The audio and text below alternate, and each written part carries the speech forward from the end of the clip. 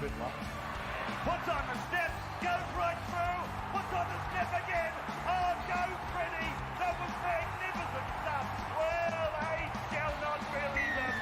Marshall skips away, Marshall's still going. Mullins opens up again. Oh, look at him go. He beats O'Davis on the outside. Hello and welcome to the latest episode of The Voluntary Tackle, the only NRL podcast prepared to watch every rerun of I Dream of Jeannie in the hope of catching a glimpse of a Barbara Eden nip slip. I'm your host, Eamon Brown, and today on the show we're putting what precious little money we have where our collective foul mouths are in a bid to predict what will happen in the upcoming 2022 season. We will stump up and give our ladder predictions, surprise packets and likely controversies to occur this year, all the while doing so with the awkward intensity of a Tom Trbojevic effort face. Before we get started, please, if you have time, rate and or review the show wherever you're listening to the podcast to ensure the boys have plentiful supplies of Kingston biscuits laced with Novichok. They're deliciously creamy with a radioactive kick that no other snack can possibly provide. So please do rate the show and follow us on Twitter at the handle @VoluntaryTackle to keep up to date with our absurd views on the wonderful world of rugby league. But first, I'm joined in the Sports Best Friends studios by two men who make the Cray twins look like piss-weak members of the Wiggles. The first is Xander Risotto. Welcome, sir. Good to be back, mate. Week 2. Excellent to have you with us. Yeah, week 2. This is a run for us. I know. The second in the studio is a Media Watch, Mario. Thank you for joining us, sir. A pleasure to be back, and I do apologise again to all the listeners for missing last week and allowing the Roosters circle jerk to occur. Yeah, look, I was going to address this at the top of the show. Xander, you may not be aware of this, I'm not sure, but Mario did go on quite the Twitter tirade during the week. He wasn't happy with our positivity reflected in the way of the Roosters, specifically Trent Robinson. But I say this to you, Mario, first and foremost, it's very difficult to critique someone who is a supreme being. It would be like ripping into Dylan Alcott for not being taller. It's just a very difficult proposition. I'm not going to bother arguing because, as you've mentioned pre-recording, we're short on time. So I'm just going to let you have that because people are used to Roosters fans being up themselves unjustifiably. So let's just accept that. I mean, I think we should just, we should probably rename the podcast into, the Roosters TVT. I don't know, something with Easts in the title. I mean, you're effectively an honorary Roosters member at this point, Mario. I consider you one of us. That is the worst thing that you've ever said to me, and there's been many bad things. And to that, Xander, that comment, I say, let's crack open the first beer of the night. I enjoyed that. Look, inspired by our talk last week, Xander, especially about Michelangelo's David, I've actually sculpted a similar statue of Robbo during the week. I've immortalised him wearing nothing but his premiership rings. So he's pretty much fully clothed, as you can imagine. Now, as mentioned at the top of the show, we'll be laying down our expert predictions for the season ahead. And I'll be taking the first 20-metre tap and starting the proceedings, beginning with the team I think will finish in first place. And after that, we'll have a brief chat about what surprises we think are in store for the team and finish with what controversies will plague them, bearing in mind we can't all answer Tyrone May sex tape for every single one. Kicking off in number one spot. This might seem boring, but I have the Melbourne Storm. Now, before you guys jump in, they've lost some talent. They've lost names like Finucane, Hines, Josh Adokar. But on the flip side, they have got Xavier Coates. And from what I understand, Munster, for a change, is actually training down the house after going into rehab, which is going to help him because obviously his form last year was not great. He was well below his best. They were seriously stung by their performance last year as well in that last game against Penrith. They played probably their poorest game of the year. And knowing Craig Bellamy, that will not sit well with him. But that's my take on it. We're going to go to you first, Media. How do you see the chances of the Melbourne Storm this year? People would think that I'm just being my usual anti-Melbourne self, but I've actually got them down in 5th. Now, that might sound like a huge drop, but in my opinion, there's only going to be 1 or 2 games between the entire top 5, which I think will be a clear gap over the rest of the field. So although the Storm will slide to 5th, I think there's still every chance of getting through to the grand final with all that experience they've got and with a team with a few new guys rapidly improving throughout the year. Interesting take there. He's got them out of the top four, Xander. Where do you have the Storm? So I actually have them at third. I did note all the losses. I just don't see them falling too much. I still think that every time we predict that, they've lost this or that player, they're just not going to be able to repeat the feats of previous years. They always manage to effectively turn a bunch of players that we think are crap into superstars. So even though they have lost a lot, as you say, Finucane, Hines, Adokar, a lot of backline power there as well. I do think I just think that Bellamy knows how to get the best out of these teams, and he's proven himself to be one of the most adaptable coaches. When they got rid of really cracked down on wrestling, they became one of the most expansive and open attacking sides in the comp.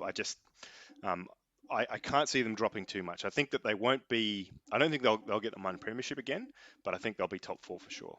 Interesting take. Look, in terms of surprises, for me, it'll be the form of Xavier Coates. I actually think he'll score more tries this year than Josh Adokar did last year.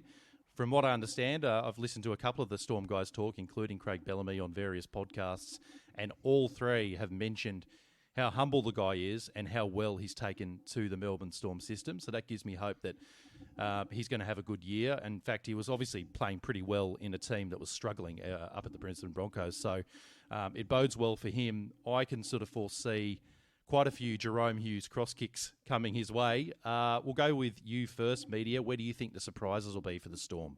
You guys haven't mentioned is actually Nick Meaney. I see him being the big surprise packet for a lot of people who have just sort of ruled him out as being relevant because he came from the Bulldogs. But I think he's got every possibility of being everything that Heath Ledger was last year for the Storm. And I think that he could end up not only filling in at number 14, but potentially taking on that number 1 role when Pappenhausen, things inevitably happen to him again. Yeah, when someone pulls his daft mullet. That is an interesting one, Xander. Apparently, Nick Meaney is going to be wearing the 14 jersey, which is something I haven't seen him do. Where do you see the surprises being for the Storm this year? I actually find the acquisition of William Warbrick from the New Zealand Rugby Sevens is an interesting one. I actually think that'll be a bit of a surprise. It's very left field. Not too many people will know what to expect there, but that kind of goes with what I just said about their ethos of embracing a very open and expansive style of play. So I think that we'll see more of that, and it'll probably be an even higher tempo game from them than we even saw last year. So that's kind of my tip for the surprise, is that there'll be a real explosive start by the Storm, and with a very expansive sort of almost Sevens-esque style of play with this young guy, William Warbrick. Well, I should have tipped there was a rugby union angle coming from you at the top of the show. I didn't see it coming. That's my fault. I led with the chin. Look, in terms of controversies, here's one that I've got my crystal ball out, and this is one I see happening. I think Craig Bellamy ends up ditching the coaching gig halfway through the year to have a crack at some new love on maths. Things will go swimmingly at first for Bellyache and his much younger wife, Serena, but fall apart dramatically when he loses his mind over her lack of sexual proficiency in the bedroom. Mario, where do you see the controversies been for the Storm this year? I think they need to be very careful of any medical procedures at the Storm. I'm foreseeing Brandon Smith getting caught secretly injecting his teammates with hydroxychloroquine in the mistaken belief that it will, cancel out their COVID vaccines and save them from whatever the hell he thinks the problem is. Interesting. That could be what's driving his very large cranium. Xander, what about you? I think that the Storm are probably done with controversies. My tip for controversy for the Melbourne Storm is that they won't have one. It'll be a very boring year for them, and the major controversy will then just not be will be them being a little bit more mediocre than everyone expected. There you go. Well, at the very least, they'll know how to sweep it under the rug a little bit better than last time. There'll be no one with several iPhones in the room the next time they're doing a few lines of coke, and that'll be good for everybody, because let's face it, everyone should get off their face every now and again. Look, I'm going to move on to the next team, and number 2 on the ladder, again, not a particular surprise, not a bolter, it's the Penrith Panthers. Whilst looking decidedly weaker on the left side there with Staines and a guy called Isaac Togo, who I don't know much about, young guy, he could surprise me. But this team is still stacked with talent, and they will be young and hungry enough to want to go back to that. They'll be arrogant enough, in fact, to want to go back to back. We'll start with you, Xander. Where did you have the Penrith Panthers finishing? So like you, I had them as second as well for all the same reasons. There hasn't really been like a huge loss of talent. So they've lost Matt Burton He's and a big Appy loss. Coruscant. Sorry, no, Appy Coruscant's next year, isn't it? Brent Naden, yeah, not a huge loss. I mean, he was pretty good, but I think he was always more serviceable than Stella. And he wasn't really playing for them half the time. Yes, He was out of favour yeah. with them. Tavita Pangai, mate, he's 4 weeks. That won't be there. That's right. That's right. So they won't have Tavita Pangai. Although, to be fair, geez, he did all right for them after leaving the shambles that was the Broncos. So no, I can't see them. I can't see them dropping too much in form. And like you said, I think that they do seem to have a really good team chemistry. And just given that core group are all still together, I could see them going back to back. I'm hoping they won't, but I could see them going back to back. Well, I had them first at the start of the week, but then the chin was ruled out for the first game or possibly the first couple of games, which means Manly's going to beat them this weekend, where I had picked Manly to lose, so I've changed that. So Penrith have now slipped down to third on my ladder from first. Yeah, I think that's some pretty valid. Obviously, he's a huge linchpin of this team, but as we know, they've got a depth of talent there where they can get away with wins without him, the Chin, the younger. That's going to be a cracker of a game, by the way, to open up round one, Manly versus Penrith. I think it'll be very close. I'm obviously barracking for Manly, Mario, because you are my kinship brother on the podcast world. In terms of surprises, for me, it will be the form of Viliami Kikau. I actually think he could struggle to find his feet this year and actually get relegated to the bench in place of Matt Eisenhuth, who actually played pretty consistent footy when he was there last year. I thought Kikau's form was actually trailing off in 2021, and I think he might be having one eyeball on his club switch to the Bulldogs next year and not quite be as hungry as he was. That's my surprise for the Penny Panthers. What about you, Xander? This is going to be very controversial, but I think that their worst performing player will actually be the Chin himself. I think that he'll be drunk on power. That is huge. Yes, thinking that he's the the best in the world, and that it'll actually be Luai that shines more. And I'm just picking a very mediocre year for Nathan Cleary, just because, really. Just because you hate his face, which is fair enough. What about you, Mario? I think just how shit Charlie Staines turns out to be this year will be counterbalanced by Brian To'o actually getting to play a full season, and he's my pick for top try scorer of the year. I'll tell you what, that's not a bad bet. What is he paying out of interest, do you know? No idea. That's right, you're not a gambler, I keep forgetting. It's so rife in Australia, I keep forgetting that there is an Australian male out there without a gambling addiction. No, what a player Brian To'o is. I hope he has a great year just because I love watching him play. In terms of controversies, for me, it'll be Tyrone May. I know I'm going against what I said at the top of the show, but I think he will end up creating a viral mashup video of his latest sex tape, one that ultimately builds a pretty handy case against him for the district attorney to prosecute. Xander, controversies for Penrith? This year, I suspect, and it's a bit of an obvious one, but I just suspect that there's going to be some stupid social media video coming out with the player breaking some form of protocol. Obviously, it won't be COVID at this point, at least we don't think. But I don't know, maybe somebody doing a pro-Russian salute, just something out of left field that is really stupid on social media. Jeez, that would be bold. That would be bold. I wouldn't put it past Tyrone May, to be honest. It could well be the Capewell glory hole sex video, but look, we won't go there. Mario, what about the controversy out at Penrith for you? Well, given they don't have Matt Burton to replace Cleary anymore when he's injured, and they're going to struggle at the start of the year and realise just how short they are in the halves, when Origin rolls around, Nathan Cleary is going to bring his boy Tyrone May back to Penrith and install him as club captain, only for Tyrone to run away with the Chinette to Ukraine to become a freedom fighter. Wow, so you both have pro-Russian angles. I mean, if that happens this year, I just can't imagine what NRL 360 will do. They'll go into hyperdrive. Look, I'm going to move on to the next team. Third place for me, I have my beloved Sydney Roosters. I do think it will be a much more successful year for the Tricolours, especially after 2 years of being injury-stricken. I think that amazingly deep roster they have should keep them chugging away nicely. Obviously, question marks still remain for me over the competency of our number 9. whether it's Verrills, whether it's Connor Watson, whether it's Freddie Lussick. They're all decent players, but they're not at the calibre of a lot of the other number 9s. Other little question mark I have is actually over the durability of our halves. I love them, huge talent to burn, but between Sam Walker and Luke Keary, they're about one concussion away from early retirement. Look, that's where I have the Chooks. Mario, might start with you, mate. Where do you have them?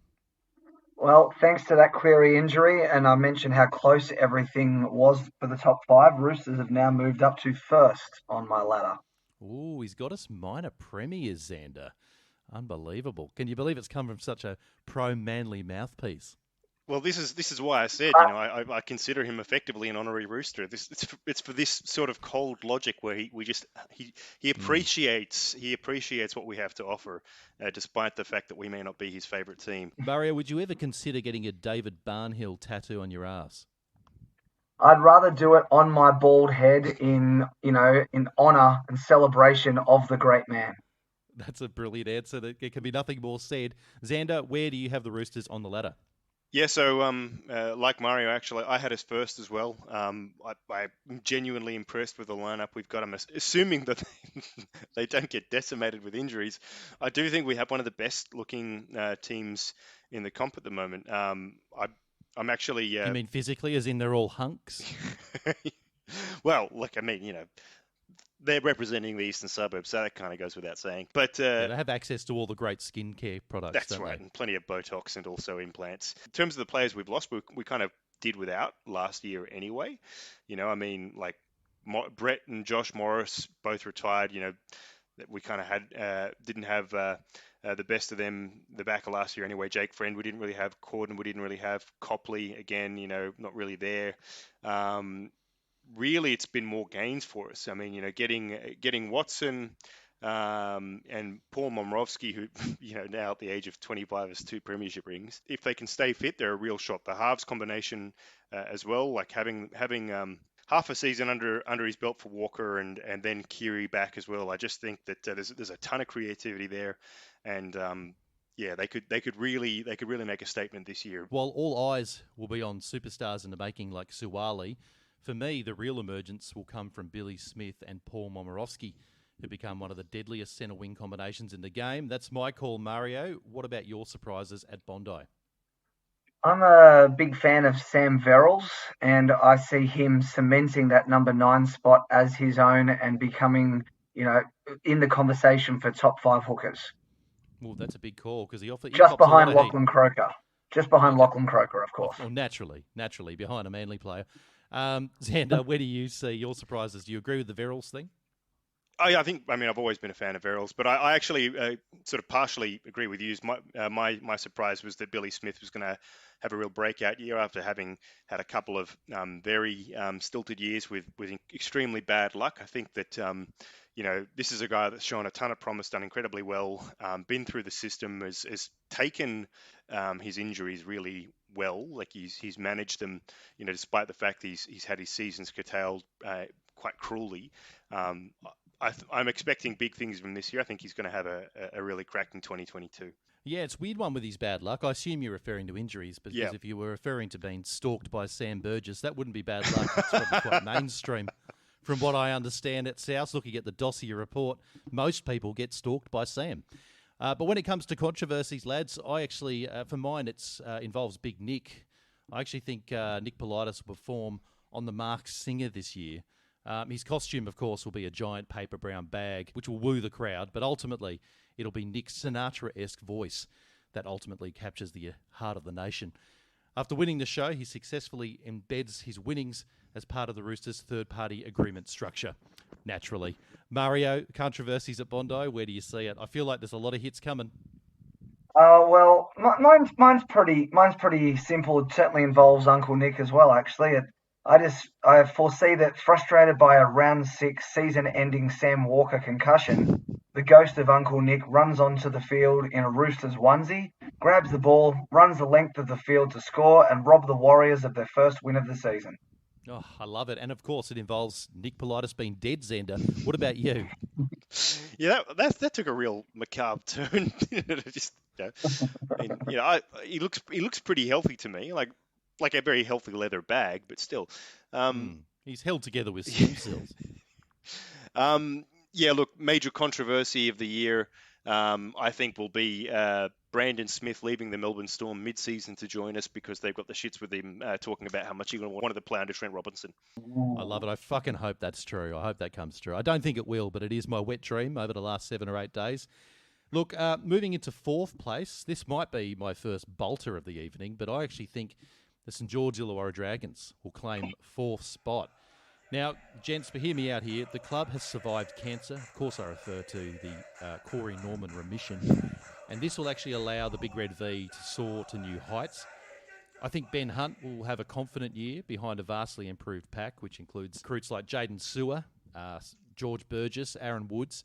But it is, of course, Sloane. He's the man who really excites me. He plays with the confidence of a man 100 games in and has talent across all areas. At first, I thought it was just a very evasive man with a great step and he was fast. But it turns out during the trials, he can also pass and has a great long kicking game. So there's nothing he can't do. For me, if he stays on the park, he will set them on fire this year. I want whatever you're having because you must be high as a kite right now. I've got the Dragons in 13th and lucky to be there. Aaron Woods sucks. George Burgess sucks.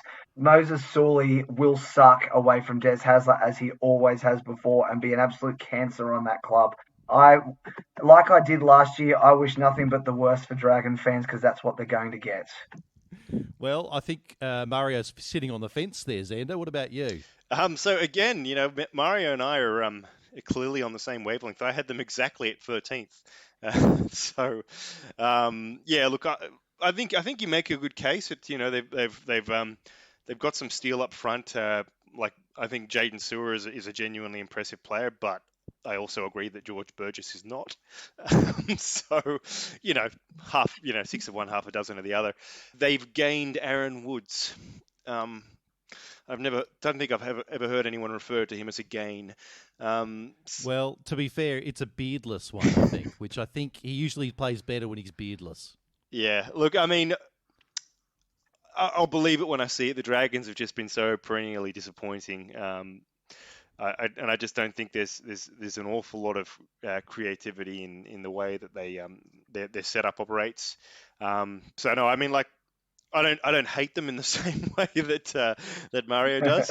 But there's, to me, their acquisitions wouldn't fill me with a super amount of hope. I mean, they've lost Dufty, McInnes, even Vaughan. I know he wasn't the best, but like he when he was playing well, he's a rep player. So yeah, I struggle to see them in the top 8, let alone the top 4. Well, I also like their backline. I think it's full of people who are powerful runners, and I think they'll score some points. But that's my view. You're very free to disagree and even throw some slander and abuse in my face. Thanks, Mario, for that one. Surprises, Tariq Sims. I think he will recapture his best career form after being stung by the club and told he was not part of their future plans. At Fire in the Belly, we'll see him have his best season to date. Xander, what about you? What are your surprises over at the Dragons?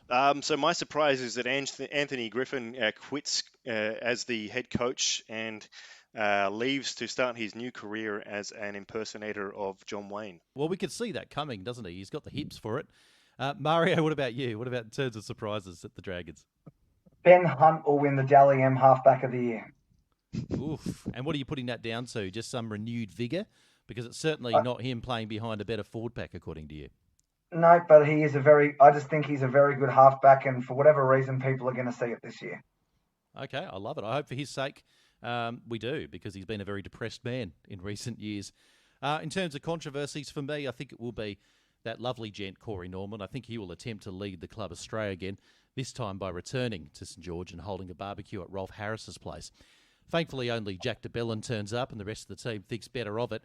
Although there is no widespread controversy, a wobble board does come forward to allege it was inappropriately touched. What about you, media?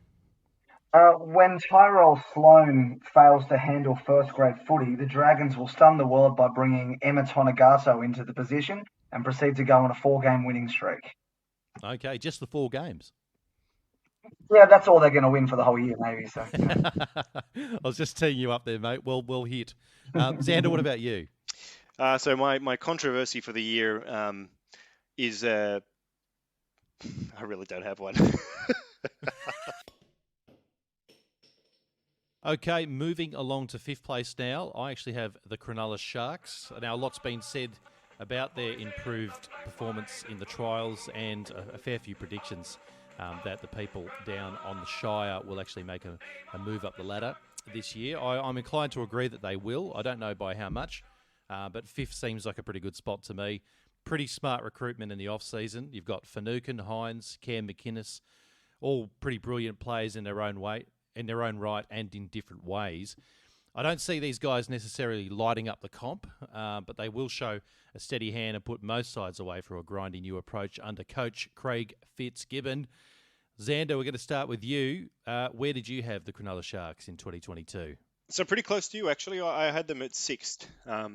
So I think they're going to be one of the great improvers this year. I think you're right. Their recruitment has been really strong. But I also just think that, obviously, with my biased Roosters hat on, I just really rate Craig Fitzgibbon. I think he's going to have a great first year as a head coach. And as you said, their trial form has actually been, it's been pretty promising so far for me.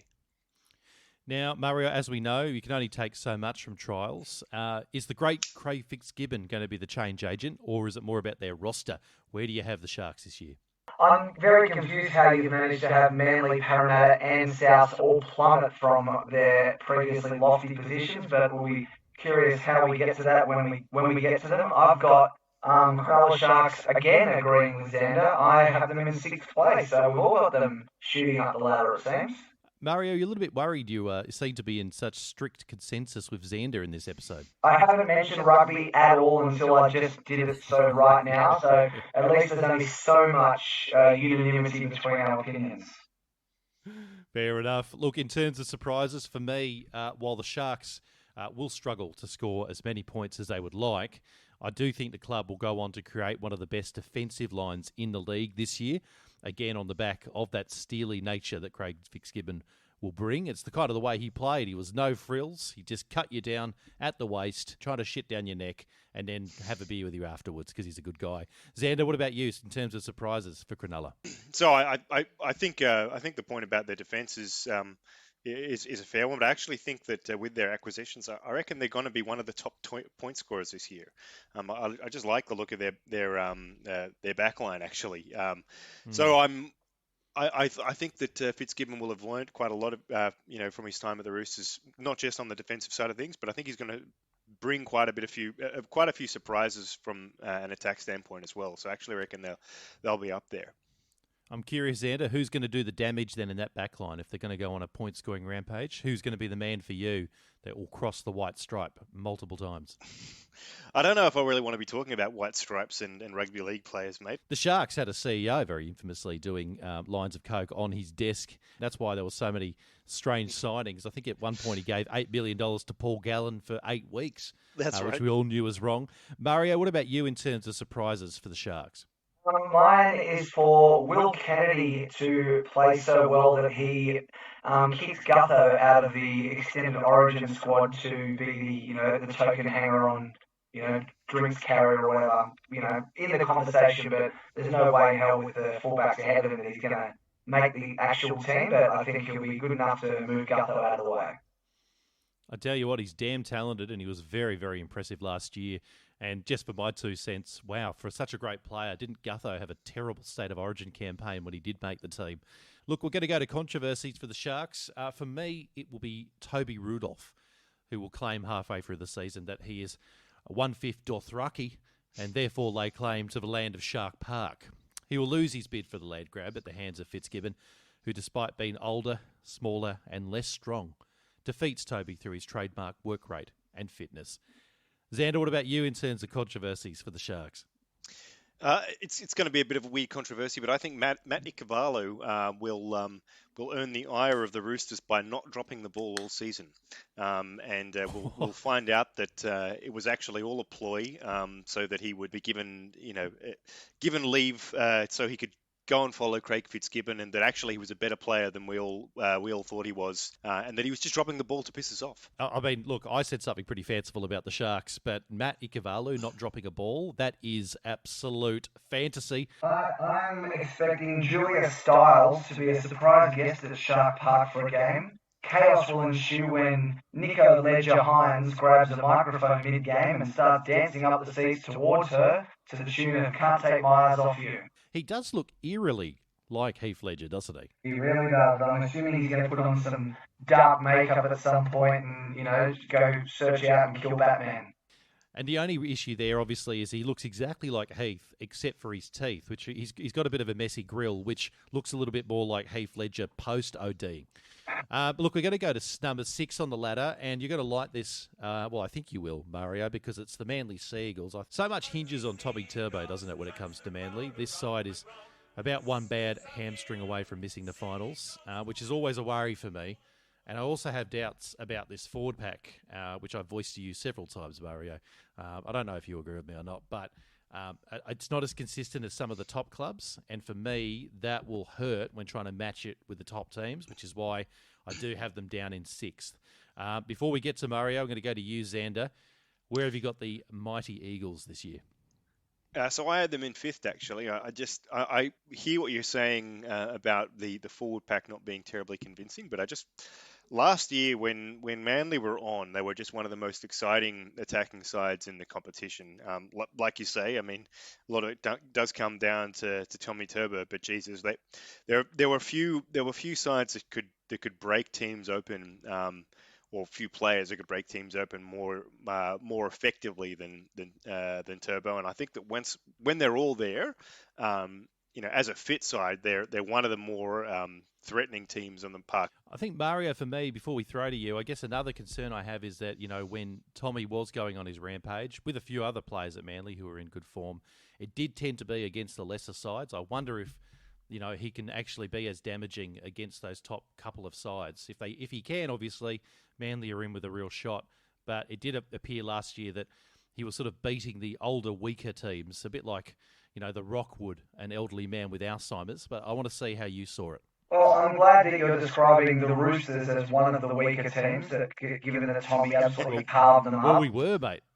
We were. And also Parramatta, one of the top teams that he carved up and we put 50 on them. So I'm not particularly concerned about that at all. In terms of our forward pack, apart from Marty, our forward pack is filled with a bunch of young guys, all of whom are going to be better than they were last year. And we've added Ethan Bullymore, who, spoiler alert, is my surprise packet for the season for Manly. He's going to absolutely kill it there in the back row or in the middle. The guy is really, really good. He's a great try sneak close to the line. I think Manly's pack is going to be considerably better than they were last year, and I have Manly finishing 2nd. I don't know if that is just straight bias, but I enjoyed it Well, regardless. remember, I don't know if you actually listened to the interview that I did with Simon, but he stressed that the most important thing, and historically the stats all backed it up, was continuity and, the players staying consistent. Now, there is no team in the competition that has better continuity compared to last year than Manly. And I would say next to them is probably Parramatta in terms of the two teams with the best continuity, the most roster stability from last season, in terms of the same, similar 17 that are going to be running out that were finishing the season. And that will have Manly humming right from the start. And having Nathan Cleary injured in our round 1 clash is certainly helping us get off to a good start. No, fair enough. You make a good point about the continuity of the roster. That is a considerable factor. Look, surprises for me, it'll be Josh Schuster, who, after a breakout season, I think he'll have quite a quiet year, suffering from that kind of second-year syndrome, even though I don't know if it is technically his second. I don't know if it's his third or not. Mario will correct me in a second. But the real headline will go to, I hope I get his name right here, Hamali Olakau'atu. I was so impressed with this guy last year. I know there were a few people giving him raps, but I don't think he got enough. I think he goes on to build an even better season than he has shown in the previous year, and he'll become one of the form second rowers of the comp. So in terms of that forward pack, Mario, I will give you him at the very least, but we'll go to Xander. Where do you see the fortunes of Manly, Xander? So, yeah, my surprise for the year, and I know this is going to annoy Mario, but I actually reckon that Dylan Walker is going to have a real cracking year. For no other reason than that it is the final year of his contract, and he'll be wanting to prove his worth before he buggers off next year. I know he's going to the Warriors, but, final year syndrome, I just actually think that he'll have a really cracking year, just to prove a point to all the knockers at Manly that said he was crap and that he should get kicked off, and specifically to prove a point to Mario, because I know he listens to the show. Well, I certainly hope he does have a cracking year, Xander, because we all know that if things don't go Dylan Walker's way, he's likely to bash you over the head with an Xbox. In terms of controversies, for me, I think it revolves around Morgan Harper. I think after finding out that he is, in fact, Lionel Richie's love child, Harper pursues a short-lived music career. His signatures are mashups of Bob Marley tunes with the song Hello by Lionel Richie. After none of the songs chart, he moves into pornography, where he puts his tackle in between other people's legs better than he ever did on the field. Mario, controversies, where do you see Manly this year? Your best place to deliver this? Well, with Dylan Walker leaving, Des will finally drop him, and Dylan will then snap on the sideline and start punching random spectators, only for a visiting Curtis Scott to come out and king hit him before drunkenly collapsing on the field. Wow. I mean, that is a clash of the scumbags right there, isn't it? I actually would pay on main event to see that, so long as each had a sort of Alec Baldwin-esque revolver in their pockets, and we could see a potential double fatality. I'm going to move to 7th on the ladder now. For me, it's the Parramatta Eels. I haven't got them dropping out of the 8, Mario, as you might have alluded to earlier, but look, I'm not entirely sure what's driving all of the preseason hype, other than the fact that the Parramatta Eels always have some pretty good preseason hype. This looks like a pretty similar side to me that has sort of failed to cut through when the whips are cracking in previous seasons. Now, while they played a cracker of a game against Penrith, and everyone keeps talking about it, they did precede that game with about 2 months of complete shit. That's, I'm pretty sure, the same period that Badley tore them a new arsehole. Mario, I'm not sure. I have a feeling it was. Now, for some reason, that has not got the focus of the headlines, and it's all been about that game against Penrith. But, of course, one swallow doesn't make a summer, and I actually see them dropping a few spots this year. We're going to start with you first, though, Xander. Where do you see the Eels? So I had them at 7th as well. Thought that they probably overperformed almost last year. They're one of those sides that did seem to do well against teams below them for the most part. As you said, they did perform well against the Panthers in that sort of battle of the West. But I don't see enough in terms of their gains this year. I mean, they've got Bailey Simonson from the Raiders and Mitch Rain. I still fundamentally think their problem is in the halves. I don't think they have halves that can really take control of games, and I see them dropping a few places. I see other teams as having more potential and leapfrogging them. Mario, it does seem as though the Eels save up their best performances for Penrith. They did play out some amazing games over the last couple of years for the Battle of the West, but outside of that, potentially they've been lacking. Do you agree with Xander that Mitch Rain isn't exactly making you have a rain dance? Look, you've loaded that question. No, Mitch Rain sucks and he adds nothing to any team ever. However, I do not agree with either of you about the fortunes of Parramatta, and I certainly don't agree that they were shit to end the season. Yes, they were terrible against Manly, there's no question about it, but you forget that they beat and genuinely deserved to beat the Melbourne Storm twice last year, including in the lead up to the finals. They beat the Storm, something that basically no one else had managed to do for a long time. And then they went on to, as far as I'm concerned, fair and square beat the Panthers, just that unfortunately the refs decided that they weren't going to win that game, and that's just how it goes sometimes. I'm not saying it was cheating or anything ridiculous like that, but the rub of the green went Penrith's way on the key decisions, and Parramatta deserved to win that game. Based on that, given they did that without their best player, Reid Marnie, I think enough of an in for the season for them is just the fact that Reid Marnie should hopefully play the full season. That is a huge improvement for them right there. But the biggest motivation, I think, that will drive anyone who's going to be there in 2023 is the fact that they all know the window closes this year. This is their last chance. And even for some of the players who are leaving, someone like Reid Marnie, he's never going to win a grand final at the Bulldogs. So this is his last chance too. For a lot of these guys, they've got to win this year, or they've just, that's it, just go retire now because your chances are done. Go join club rugby or some shit, who cares? So I have Parramatta finishing 4th and going through to the grand final. in terms of surprises for the Eels, I actually think Clint Gutherson will outshine the halves that Xander was criticising earlier. I think both Moses and Brown will actually lay on less try assists than Clint Gutherson on his own. But despite Gutho's efforts, I think a lack of strike outside and a leaky defence will see the Eels struggle against the top clubs. Surprises for you, Xander?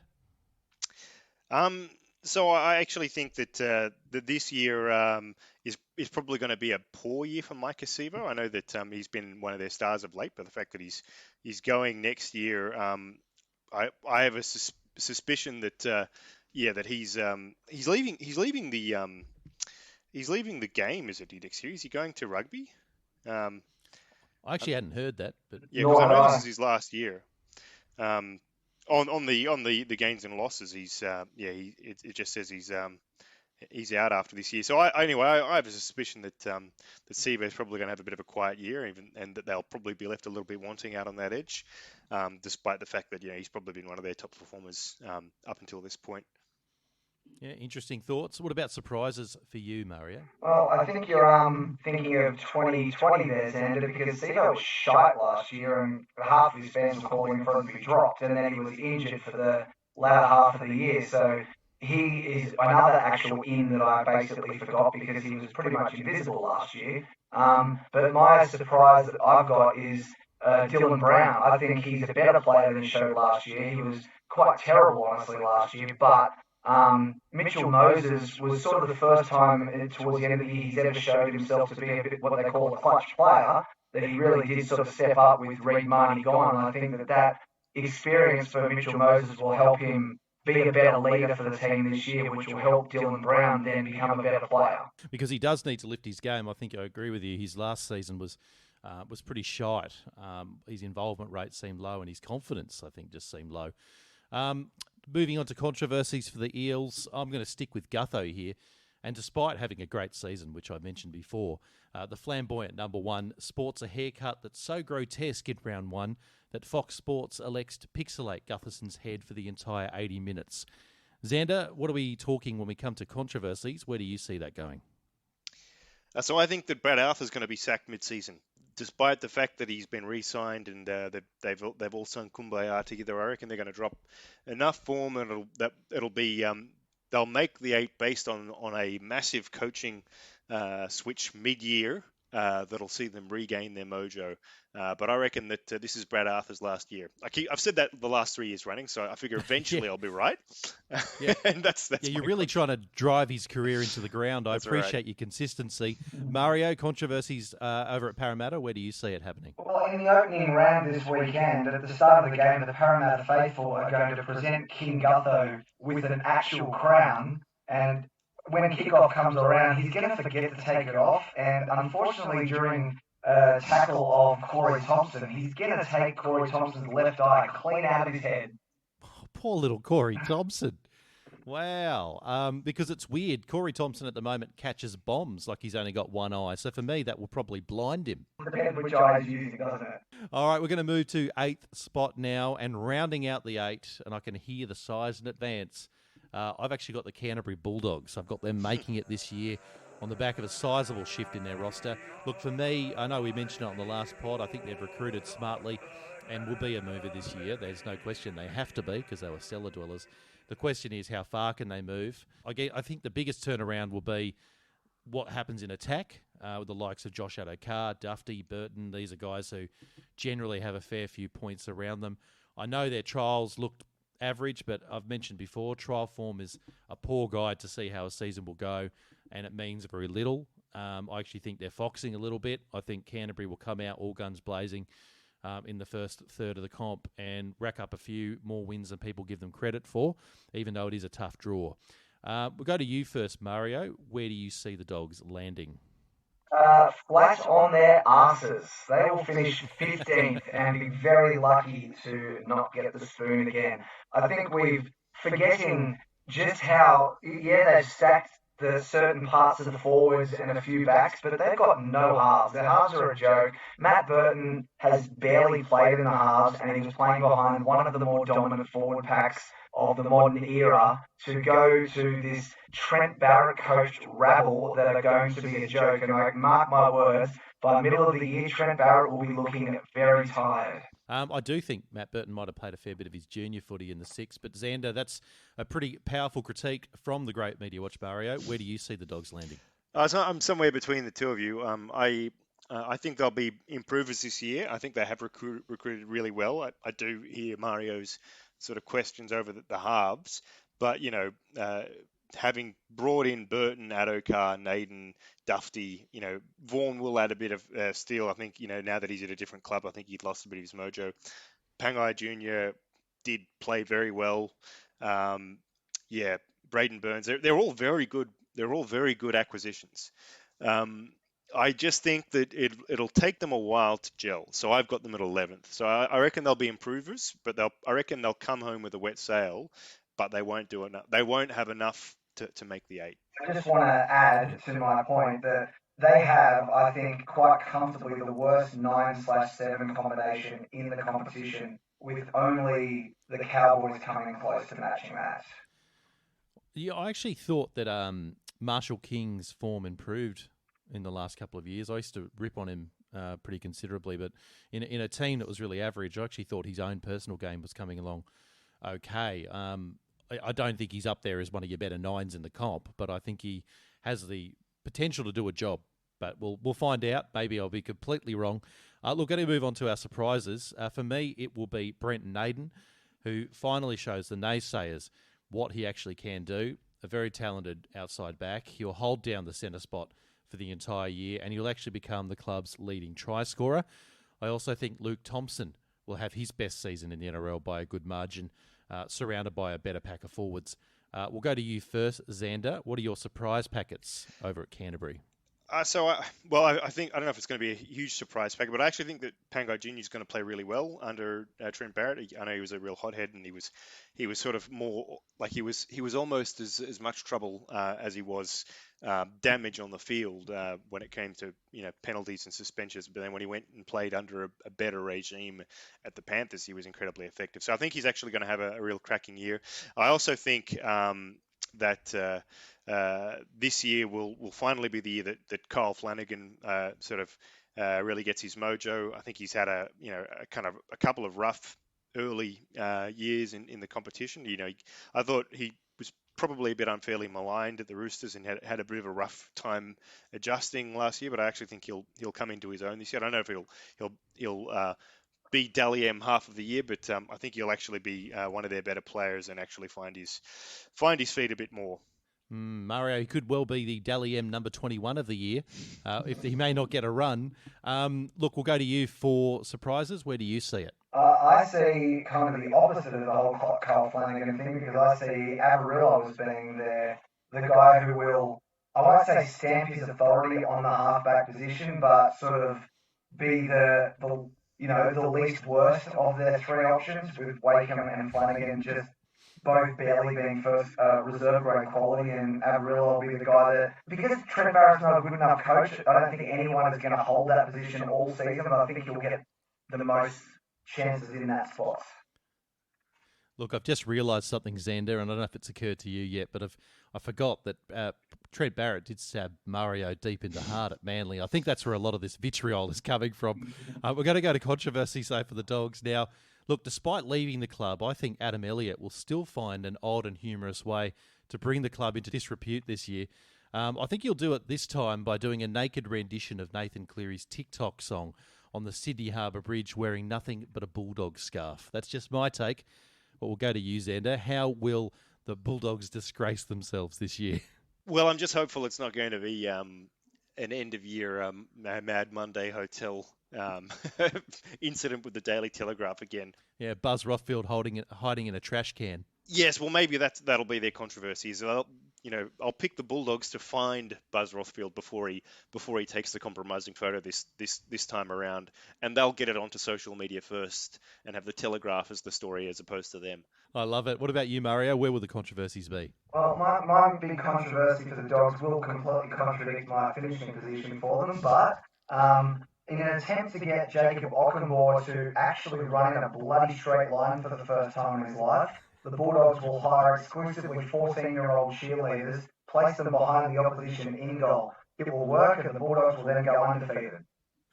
Oh, Jesus, I love it. Well finished there, Mario. Thank you for that insight. We're going to go to 9th place on the ladder. I've got the Brisbane Broncos landing in 9th. I actually think they will recapture a lot more of their historical DNA this year under coach Kevin Walters, a person that I have criticised quite often in the past. But I think they'll hunt as a group for a change. I think he will have them playing as a group, even if they don't always, have the cattle to crack the whip with the best teams on their day. I think they will, however, claim several big scalps along the way, guided by the kicking game of Adam Reynolds, obviously, and the destructive running game of Katoni Staggs. They quickly become a tough team to put away in 2022. That's my take. What about you, Mario? Where do you see the Broncos running? Definitely see the Broncos improving because Adam Reynolds is a huge improvement, although I'm concerned he's going to have the yips on his goal kicking after that grand final performance.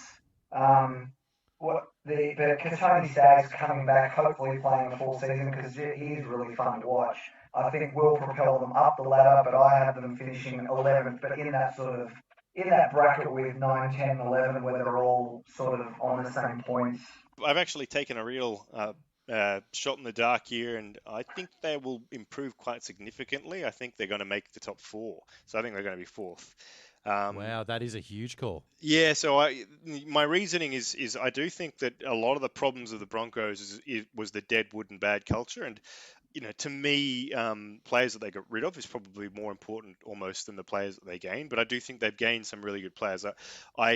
I think what they really lacked was a really good game manager, who could steer them around. And Adam Reynolds, it's very hard to go past a better game manager. I know that South had the knock on him that he was in his 30s and he was injury prone, but he wasn't out that often. And his tactical kicking game is still, probably in the top 2-3 of the comp. Goal kicking as well in tight games, he just brings them home. I do like the fact that they've acquired Kurt Capel and Brenko Lee from the Storm. Those from the Panthers in the Storm. Sorry, I think they're going to bring a lot, and I just do think that losing players like Croft, who always looked like he was about to burst into tears, Carmichael Hunt, like Ben Todd, a lot of these kind of like half-assed journeymen, they're all out. I do think they're just going to be a much better playing unit this year, and I think Katoni Staggs, who was almost winning games by himself last year, with a player like Reynolds putting him into gaps, they're going to be a much more damaging side than people realise, and I think they'll be a bit of a surprise packet for 2022. Well, it's an interesting take. I totally agree with you when it comes to Capel. He's one of my favourite underrated players. He's a hell of an acquisition. I know we can't have everyone because we have an infinite salary cap. We kind of can. I wish the Roosters bought him. When it comes to surprises, though, at the Broncos, I have Albert Kelly going on to actually outshine his halves partner in Adam Reynolds. Now, I've been so impressed with this guy since he's come back into the NRL. I didn't have much of a rap on him beforehand. I know he's had his problems off the field, but he has just been such a calm head at the Broncos since he's come into that system and has really surprised me. I think he'll lead the club's try and line break assists for the year. I also think Corey Pakes will have a breakout year and become the regular number 9. Now, I know he hasn't been named for round 1. I think Turpin has the role at the moment, but I think over time, Corey will take the spot. But we'll go over to you, Mario. What do you see as your major surprise? I agree with you about Corey Pakes. Turpin is garbage, and I don't think he'll last past about round 3 before Kevin pulls the trigger. But the surprise for me will be Kevin Walters actually survives the full year. I don't know if he'll be retained after that, but I still don't think the Broncos are going to be as good as a lot of their fans are hoping, and there'll be people calling for his blood as if that he was the problem, which I'm not convinced he would be the problem. I think there's larger problems at the Broncos that will keep them out of the 8 and certainly the top 4. Yeah, I think you make some good points. Look, we're going to move on to some controversies, sticking with Jake Turpin, which never happens. No one ever talks about him, but I think Turpin will actually be unmasked as Brisbane's version of the notorious poo jogger this year. Despite the graphic imagery, he maintains a number 14 bench spot, with coach Kevin Walters suggesting the crime was nothing worse than what Tavita Pangai Jr. did last year. Xander, controversies at Brisbane, well, how do you see it? So I think that Adam Reynolds, having run out of body space to tattoo, will actually start tattooing other players in the side to make up for the fact that he's run out of any spot on his body that he can ink himself, and that he will inadvertently give one of them strep or tetanus. Uh, is that what it is? A tetanus infection? Is he going to do this and during the game? Yes. Let's say that. Let's say during the game that he'll feel the need to tattoo somebody mid game and cause an infection that could well keep them from winning in the finals. Non-consensual tattooing, Mario. It is a hell of a heinous crime, and I know a girl once did that to me, and I now have a penis that looks a lot like Roy Orbison as a result, and I know it's affected me deeply and emotionally. But where do you see controversies been at Brisbane? I see Payne Haas will shock the Broncos community by signing for the Dolphins early in the season, and then the entire fan base will call for him to be dropped immediately because, he wasn't that good anyway. I'm putting that in air quotes. Fellas, we're going to move on to 10th place now. For me, and I'm not doing this out of sheer spite, I promise you, it's the South Sydney Rabbitohs. Now, a lot has been said about how much Souths may fall this year. For me, it's completely out of the 8. I can't see them going anywhere but backwards this year with the large vacuum of talent that's left the club. The power game of Latrell will keep them, I guess, over the line against some of the mid-tier teams, but ultimately I think his frustration will lead to more thuggery and less dynamic form from Latrell. The loss of Wayne Bennett and the loss of Adam Reynolds are massive. So for me, it's 10th place for Souths. We'll start with you, Xander, for another Souths bash. Yeah, so you and I had them the exact same spot. I think that they're not gonna fall too far out of the 8, but I don't see them repeating the efforts of their last couple of seasons. I think their losses are huge. Adam Reynolds was a linchpin for that side. I mean, we often talked about how impressive Cody Walker could be, but whenever Reynolds wasn't there, Walker was never quite as impactful, I always thought. They don't have the backup of Benji Marshall anymore as well to bring on to just sort of add that additional dynamism. That was a masterstroke from Bennett, bringing him into the side. Sewer cracking forward, that he's going to be a huge loss up front. Gagai has been a mainstay of theirs for a long time. Who they've gained is pretty average, like Havili, Michael Cheekham, who, from the Tigers. They haven't recruited much star power in the offseason. And I think you're right. I think Latrell will team up with Walker to do some damage and have the odd a little bit of an impact here and there, but ultimately I suspect that without Bennett's calming influence and the game management of Reynolds and some of that steel up front that helped them roll forward, I think we'll probably see one of the more hot-headed side of Latrell come out more, and he's a kind of player. When things go poorly, I just have a sneaking suspicion that he may end up spending more time on the sidelines than he does playing this year.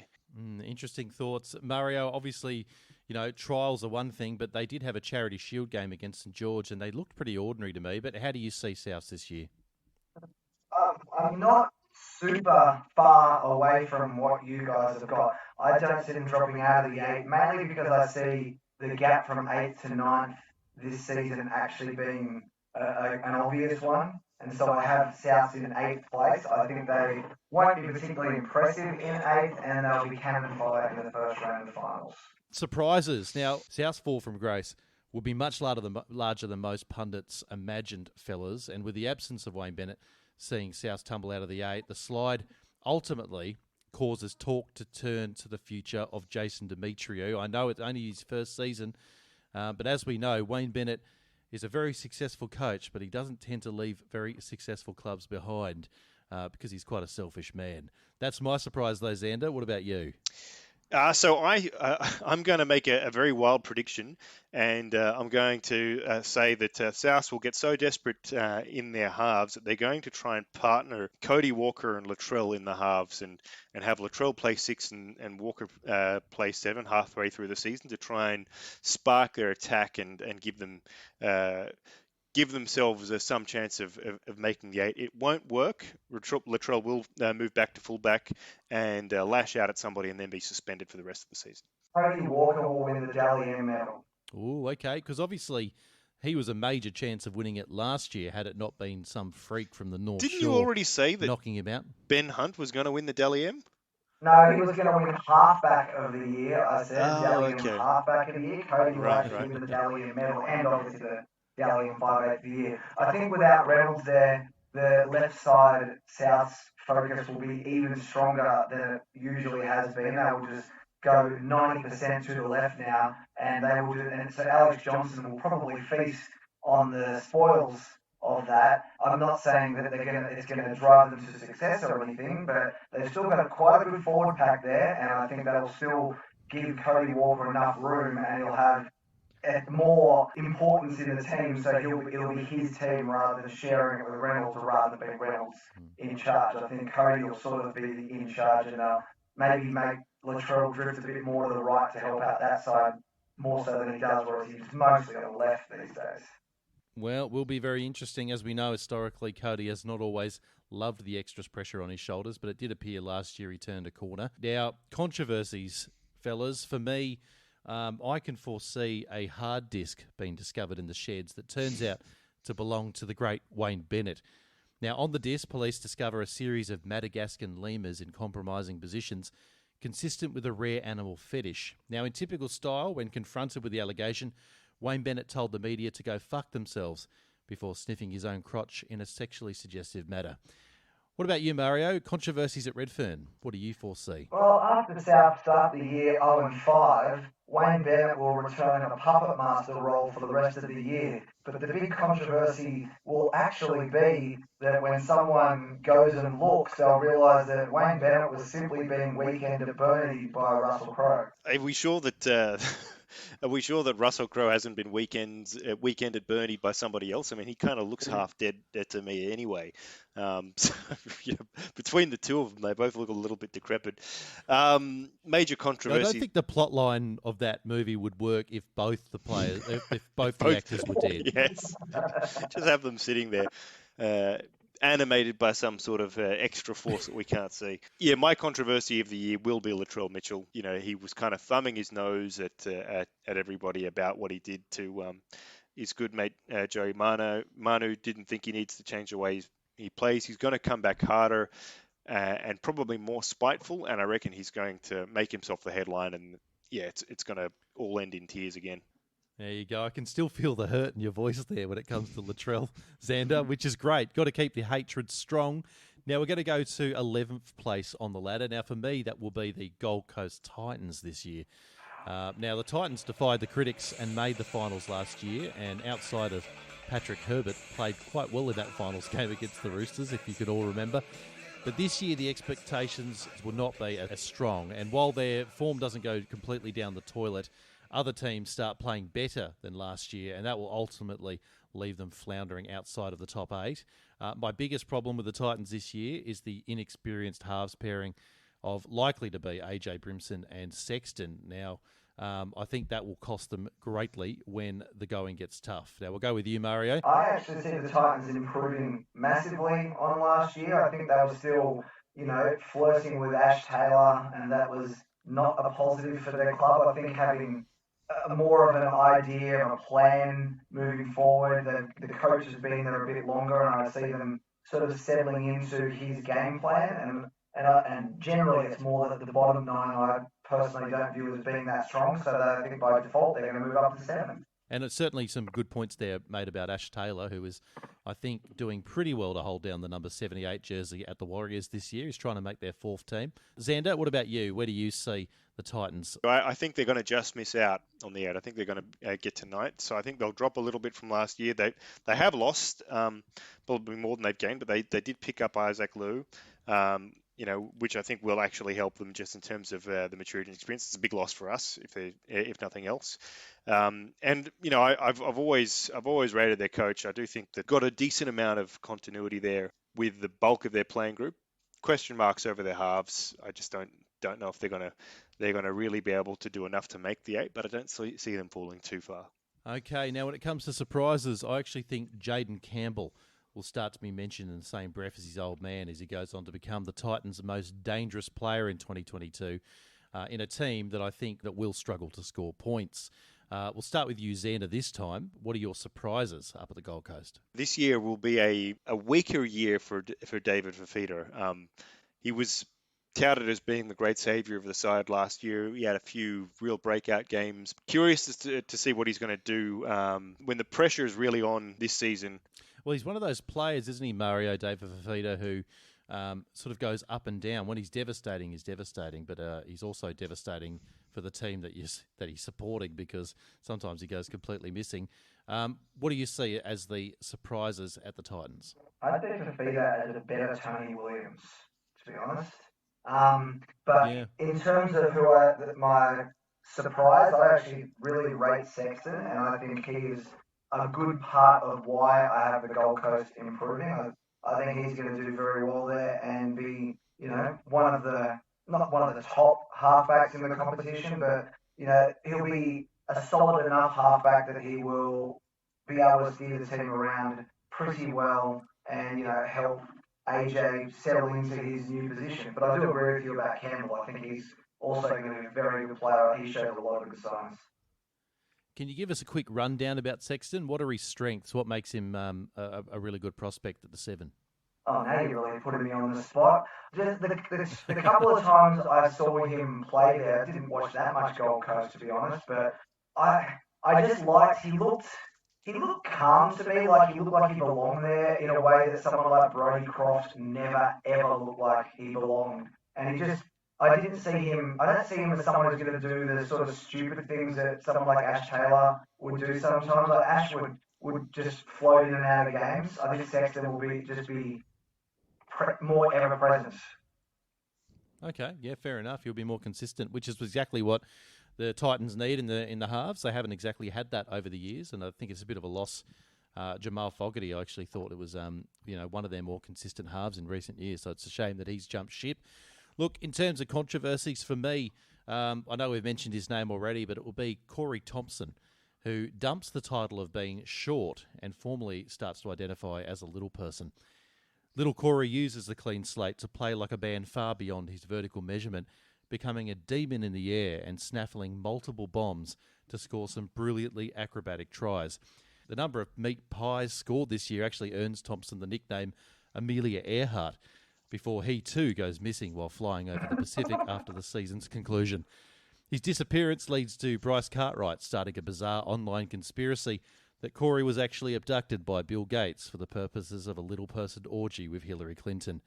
That's the way I saw it, Xander. How do you see the controversies unfolding up there at the Gold Coast? So I just see the lack of local support for the Gold Coast becoming endemic to the point where they decide to just completely uproot them and send them to Adelaide just to try their luck down there, and they become the Adelaide Titans by July 2022. Oof, sent to Adelaide, Mario, a fate worse than death. What about your controversies up at the Gold Coast? Oh, mine is almost the exact opposite of Xander's, because I think in round 2 when they play the Warriors, people are actually going to turn up to this home game and everyone will be so shocked that the entire season will be called off. That would shock me into some kind of state of non-coherence, that's for sure. Look, I'm going to move to number 12 on the ladder. Now, that for me is the New Zealand Warriors. It feels like number 12 on the ladder is a very coveted spot, like they own that real estate on the ladder, sort of 4 or 5 positions away from finals. Look, it's always a hard team to judge and never one to trust for a multi-bet for all of the problem gamblers out there. The Warriors look more impressive this year on paper, that's for sure, but I think injuries and inconsistency will plague them again. Johnson and Walsh on the one side is worth the price of admission to watch them play, but closing out games will remain a major problem. That's my thought on that. We'll start with you, Xander. Where do you see the Warriors landing?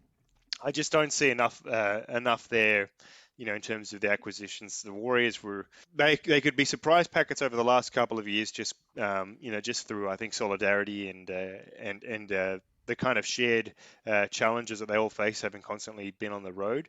But Yeah, I actually see them at 15th this year. I just don't see really any strike. Them losing Tuivasa Sheck is a big deal because he was just a major force in their leadership group, and also just in terms of getting them up the field. Like his kick returns was just such a big factor of their game. Interesting thoughts there from Xander Mario. He's actually got them, playing worse this year, which is interesting. How do you see the Warriors going this year?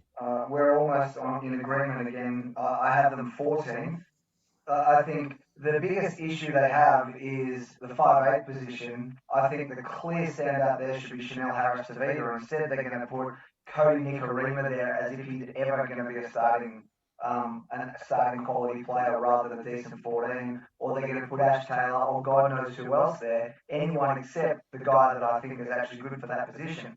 Their other big issue is that Roger Tuivasa-Sheck gave up the fullback position prematurely just to accommodate Reece Walsh and give him time to develop in that fullback position. And that whiny little ungrateful turd already wants to go back to Brisbane and might never actually go to New Zealand his entire life because he still hasn't had to leave the country, and New Zealand's still getting delayed on in terms of going home. So I think that will undermine their season enough that the players aren't going to really want to play with Reece Walsh that much. They're not going to respect that from him, and that will, cause them to just drop out of a few games where maybe they should have been in them. For what it's worth, I thought Cody Nikarima had actually played better football since departing Brisbane for the Warriors, and I've never been a massive fan of Chanel Harris-Tavita, but he could well prove me wrong. Now, when it comes to controversies for the Warriors, I think they will lose 2 competition points for contravening a little-known rugby league bylaw, which actually puts a limit on the amount of players with hyphenated surnames that are allowed to play at one time, which that decision actually leads to Chanel Harris-Tavita, Dallin Watene-Zalesniak, Aden Fanua-Blake and Ben Murdoch-Masila, all forming an unlikely grunge band called the Strong Hyphenated Pilots. Each word separated with hyphens naturally in the band name. Now, they achieve no commercial hits. I need to make that clear. They will achieve no commercial hits. Xander, controversies at New Zealand, what do you see? So I think that they're going to do so poorly this year that they're just going to throw the towel in. They're going to apply to the Auckland Blues to switch places to see how they'll go at Super Rugby and if the Auckland Blues can do any better at the NRL. I love it. Of course, it's the 5th time you brought in rugby, and I commend it. I don't know how you I thought managed you'd to do enjoy it, that. but I love it. Now, of course, I have skipped some surprises here. For me, it's Sean Johnson who goes on to defy his critics to lay on a masterful playmaking season, despite what Xander said, and only a hamstring injury late in the season actually hampers his ability to drag the Warriors into the top 8. We'll go to you, Mario, for your surprises, and then we'll go to your controversies. The surprise is that Aden Fanua-Blake doesn't do anything particularly stupid this year, doesn't bash any women, and doesn't try to take anyone's heads off unnecessarily, and plays most of the season. I don't see it happening, but I love it. Look, we're going to go to number 13 on the ladder. For me, it's the North Queensland Cowboys. Now, this has been a side on the slide over the last couple of seasons. The rebuild will very much continue this year, I think, with Todd Payton's tough talk continuing to sort of rub players up the wrong way, like Jason Taumalolo infamously last year. He'll continue to fail to bring the best out of him and some of the better players at the club. I think they're definitely a better team on paper this year than they were last year, but certainly not enough to make any dent in any of the good sides. Mario, we're going to start with you. Where do you see the Cowboys this year? So motherless last. I've looked through the draw. I'm not seeing where they're getting a win unless they can take out the Bulldogs in round 1. Home games, you've got to give them a decent chance with the Bulldogs. Not quite meshing yet.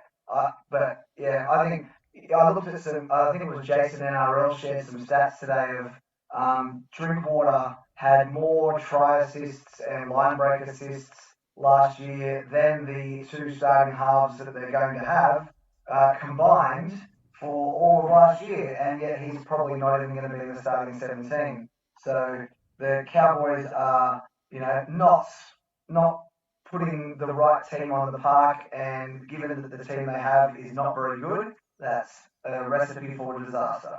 Xander Mario has them coming stone motherless last, claiming the wooden spoon in 2022. Scott Drinkwater, I think you're quite right. Very good with the ball, Mario, but I think he does lead some rather unfortunate stats when it comes to missed tackles, which could be what Payton's thinking. But The Cowboys, Xander, where do you see them finishing? Yeah, so I do like Todd Payton as a coach, but yeah, they just last year they could Is just it be. his bald supervillain look? There's a touch of Lex Luthor about him. A really beefed Lex up one. Luthor with Superman's eyes. He's just very very nice eyes.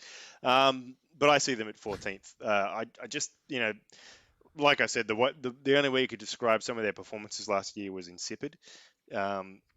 They haven't really acquired anybody of great note. Chad Townsend's probably the best player they've brought on board, and there's just been. I think they're a bit like the Broncos in that they probably need to clean house a bit, and they just haven't done that. So I just can't see them doing much better. I don't see them coming stone cold last. Yeah, they have got some sort of structural issues with the roster, don't they? I think, and I think can see this rebuild sort of continuing for at least a couple more seasons. Look, when it comes to surprises, I think for me it'll actually be that man Chad Townsend that Xander just mentioned. I think he'll go on to become the Cowboys' most valuable player for 2022 after leading team around admirably during a challenging season. That's something they sort of haven't had, a sort of a cool head in the halves for a couple of seasons, really not since JT. But Mario, where do you see the surprises for the Cows? I think, it's probably not that big a surprise really, but Tamalolo will have a much, much better year. But as we've seen in the past, him having a good year is not necessarily enough to change their ladder position one iota. And unfortunately, despite him being, possibly coming back to being the game's premier lock, I don't see it actually changing their fortunes with the rest of that team. Yeah, because he's tried to carry that team on his shoulders single-handedly before, and it hasn't worked out too well for them. Look, in terms of controversies, for me it'll be the shock news that Todd Payton isn't in fact bald. He simply shaves his head because he thinks it makes him look tougher than he really is. Todd ends up breaking down during a really emotional interview with the Channel 9's Tracy Grimshaw on A Current Affair. He apologises to legitimately bald men across the nation for his faux pas and follically challenged appropriation. NRL Twitter refuses to accept his apology, of course. What about you, Mario, in terms of controversies? Round 14 comes around and the Cowboys are still winless. Bob Catter drives his latest convertible Tesla onto the field after 20 minutes and just starts shooting the Dragon players at random. I don't know if that's so much a prediction or a Media Watch Mario wet dream, Xander. Yeah, I was going to say that's just something of a fever dream. Murdered in cold blood.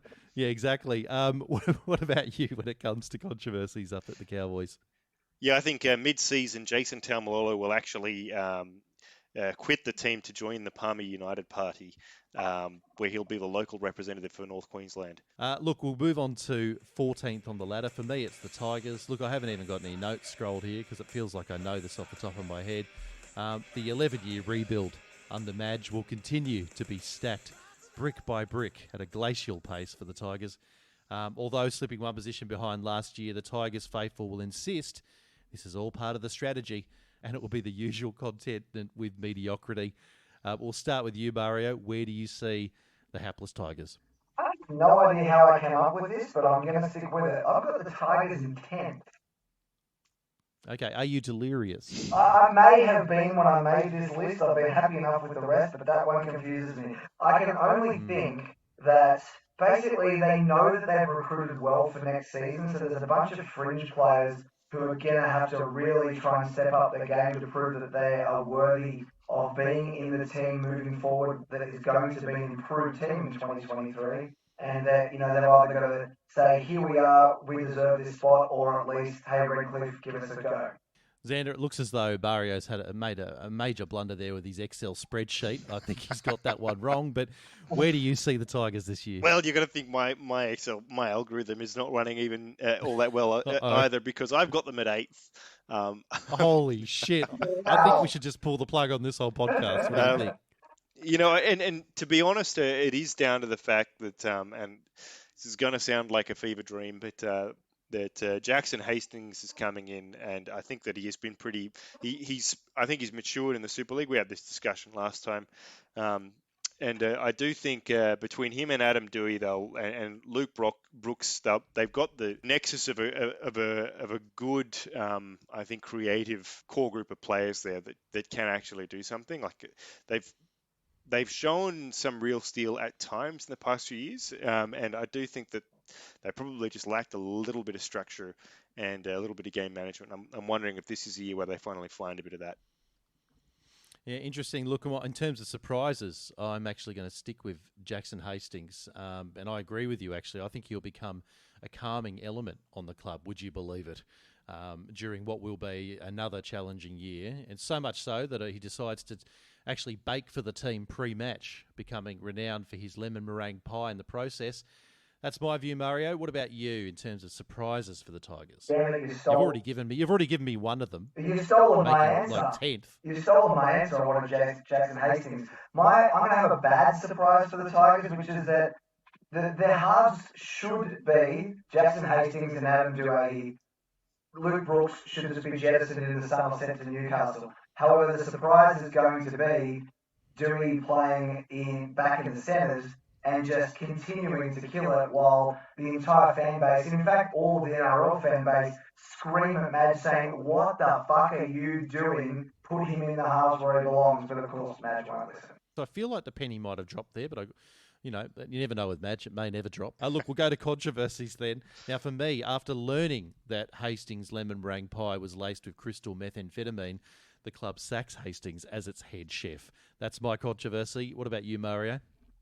Mine is that when Penrith play against the Tigers, Danny Laurie will accidentally run onto the field in his Penrith jersey and then line up on the wrong side of the field. My controversy for the year will be that just because I know it'll annoy you, that one of their breakout players will be Junior Tupou from Rugby Union. Just going to have a cracking year. No one will see it come because he's come from Union and no one will know his name. But that he'll be one of their leading try scorers. I don't even know what position he plays, but I'm just going to put it out there.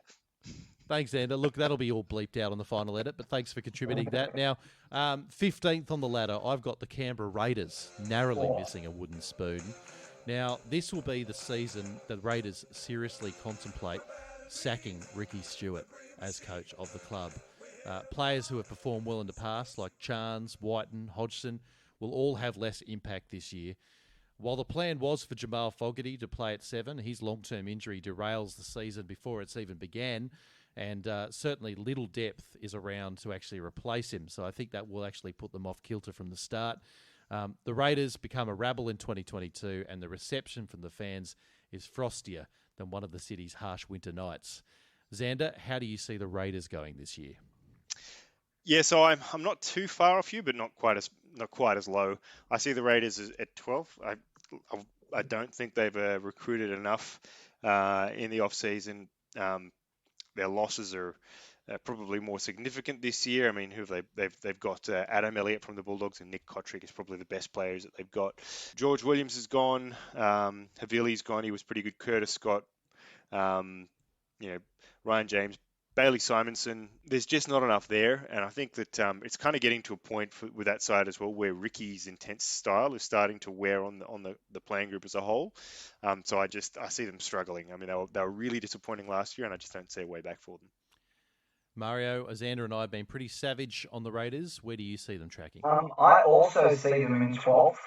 I think that getting Proud Mary down from Gold Coast is actually an astute signing, and I think that will help keep them away from that bottom echelon. But in reality, I just don't think they've got enough. I think, Josh Hodgson's already getting too old and isn't that great now, and he's only going to get worse as the year goes on. And but the one thing that maybe helps them is Jared Croker being dropped, so that perhaps suggests Ricky is starting to pay attention to how shit Croker has been for some time now. So maybe he'll start to make some good decisions in that direction and picking in the backs, but who knows?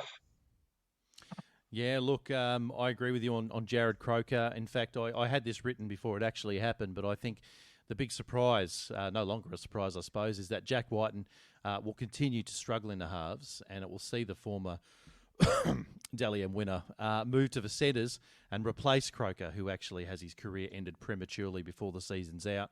Xavier Savage, he'll move into the number 6 jersey for the remainder of the year. Those were my surprises at the Raiders. What about you, Mario? The surprise will be when people realise Xavier Savage isn't actually fast. Somehow people didn't notice the at the trial the other day when he made a rather sad and lame attempt to catch Jason Saab, and Saab just jogged away from him and ended up in a different postcode from him. Bit of a tough judge there, Zender. Saab is probably the fastest man in the comp. In terms of surprises, where do you see the Raiders shocking the world? I actually think this is going to be a good year for Nick Kotrick, who was solid, I thought, at the Bulldogs, and probably if there's going to be any strike for the Raiders, it'll be through him. He was much better for the Green Machine than he was for the Blue and Whites. I know that's not saying much because the Canterbury struggled down at the very bottom of the table, but I hope for his sake he can recapture some of his previous form because he was pretty good when he first came into the comp. Now, in terms of controversies, I think it will be Ricky Stewart becoming so infuriated during the late part of the season that he attempts to insert the Viking horn up the Raiders mascot's clacker at the 65th minute, earning him a life ban from Canberra Stadium and lifelong bowel problems for Victor the Viking. What about you, Mario? Where do you see the controversies lying for the Raiders? During their first win of the season, Corey Harawira-Nara will shock everybody by not hitting on any of the 12-year-old girls that ask him for an autograph. There's a recurring theme here from Mario tonight. Now, we're coming to the Wooden Spooners for Eamon Brown, and for 2022, that very strange honour, very dubious honour, I should say, is the Newcastle Knights. Now, it's really difficult to see where the light is for the Knights this year. Johns is on the coaching staff. Well, I guess that will help to some degree. But the lack of troops on the ground in both the forwards and the backs will test the club's resolve as cricket scores are racked up against them. The halves pairing of Jake Clifford and Adam Clune will also get voted the most vanilla combination the game has seen since Daniel Wagon partnered with his twin brother Gavin for the Eels back in the late 1990s. Mario, we're going to start with you. Where do you see the Newcastle Knights going this year? When I realised a pick or two ago that where you had the Knights, I honestly found myself shocked because I have them ninth. I quite like both their halves. I think they're not wonderful, but they're both competent, and I think they could work well enough together because neither are particularly dominant. I think they can go well. I think Ponga, if he can have a relatively injury-free year, you're going to win enough games with Ponga there just doing his thing to certainly avoid the spoon, in my opinion. And I think people like the Saifidi brothers and David Clemmer are all going to have even better years than last year, continue to improve and do enough in the forwards to, bring the halves along. Xander, I think that's my issue. I do think Kalen Ponga is a wonderful player, but I do wonder in this team if defensive sides will start targeting him without another genuine line of attack. Where do you see the Knights going this year? I took one look at their list and came to the same conclusion you did and put them at last. I just don't see. Two wooden spoons. Yeah, I mean, a lot of people. I've seen some people put the Dragons there. I don't see the Dragons obviously there, but I really don't see a way up for them. They've gained Dane Gagai. I think is probably at the back end of his career at this stage in terms of his form. Like he was probably better last year for South, but in a very good backline. He's not going to be in a very good backline this year. Xander, should Dane Gagai be made to crawl back through some kind of doggy door, seeing as he did abandon the club to head off to Souths earlier, and now that his form's all dried up, he's sort of come crawling back, hasn't he? He's come back to give them the absolute dregs. It's almost an insult, isn't it? Now that my knees are shot, I might come back to you guys now. You can have me at my worst. They've lost Blake Green as well, who I think did provide them with a little bit of leadership. Sorry, I shouldn't laugh at that. But, well, he it just came out. Sorry, but he did. I think that Blake Green, when he was on, really did contribute to that team, and I just think that they've really lost maturity and creativity in a big way, and they weren't doing that well with those players. So, yeah, I just don't see them.